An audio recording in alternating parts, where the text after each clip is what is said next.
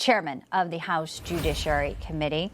Ohio Congressman Jim Jordan, he's also a member of the House Oversight and Accountability Committee. Congressman Jordan, welcome into Newsline. It's great to have you with us today, sir. Good to be with you. Thank you. All right, so this is President Trump's agenda. This is tax cuts. This is increasing workers' real wages, no tax on tips, Social Security, and yet we have holdouts here today in the last minute. Granted, the Democrats, pulled some stunts over the weekend, but what is your message to anyone right now who is going to block this bill today, Congressman? I'm going to go back to what you just played. Democrat leader Hakeem Jeffries said every single Democrat's going to be against it. That more than anything tells you this is a good bill, because you know it's good legislation when all the Democrats hate it. And they hate it because this bill actually empowers families. It empowers Americans, not government. And that's what they don't like. It gives tax cuts, as you point out, to families so they can chase down their goals and dreams. School choice provision in the tax code is now part of this legislation. Let moms and dads decide where their son or daughter is going to get the best education. It makes sure there is resources to keep the border secure that President Trump has done in the first 7 months of his presidency. And then, of course, work requirements for able-bodied people. Able-bodied people who are getting your tax money, your viewers' tax money. Guess what? In the future, if they're going to get help from the taxpayers, help from the government, they're going to have to work. That's good for taxpayers. That's good for our economy. Maybe most importantly, it's good for that individual. So that is why we should support this legislation. Democrats don't like it, but they don't like it because it empowers families and people and is consistent with what we campaigned on. Yeah, and I love Steve Scalise here on Newsmax last night saying the 35-year-old playing video games in his mother's basement, work requirements. Sorry, if you're able-bodied, you're going to get out there. All right, pulling out, though, and looking at where we are. The other thing is those who are opposing, I know, like MTG is saying, they don't have the votes, you don't have the votes. But what's the other solution? That's the thing. If you're going to kill this, then, a lot of folks are saying you don't have another alternate solution. And this right now is a matter of a function of getting it across the finish line when you don't need Democratic votes, when you have the House and the Senate, the upper chamber, all with the GOP.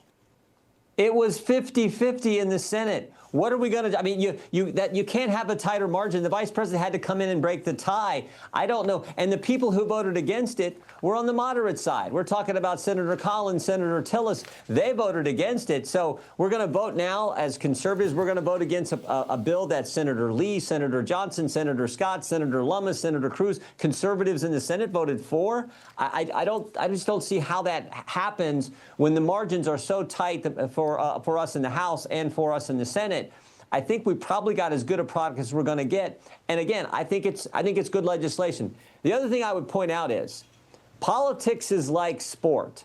Momentum matters. And right now, all the momentum is on our side. I mean, the president has secured the border. We had this amazing operation in Iran. We have, all the other things that happened at NATO where the countries are now going to ante up 5%. So we're on a roll, and now we're going to stop this legislation, which, again, lets families keep more of their money. I think we got to be careful about that. I think it's best if we just pass this and get moving and keep moving on the things we told the voters we were going to do. You think there are the votes today? Quick yes or no before I ask you about another subject here. I do. I think we'll get there. I mean, we got this rule vote, this procedural vote first, which is coming up here sometime soon. If we get past that, I think we're going to be fine. But we got to get past that. So I think we will. I certainly hope we will. Real quickly, you mentioned the no's over in the Senate. Tillis was one of them. Tom Tillis, North Carolina, he's not going to be running. Lara Trump is considering it, according to reports. What do you think about the president's daughter-in-law, perhaps?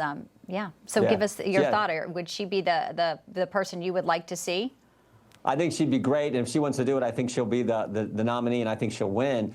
If she doesn't, there's all kinds of other great people as well. There's Mike Motley, the chairman of the RNC. There's a number of colleagues, whether it's Dr. Murphy, whether it's Richard Hudson, number of new members from North Carolina. A lot of good colleagues there. Any of them would be great, I think, in the United States Senate as well. But I think Lara Trump is probably the favorite, and we'll see if she wants to do it, but she'd be great. Information. Truth is freedom. Is Newsmax.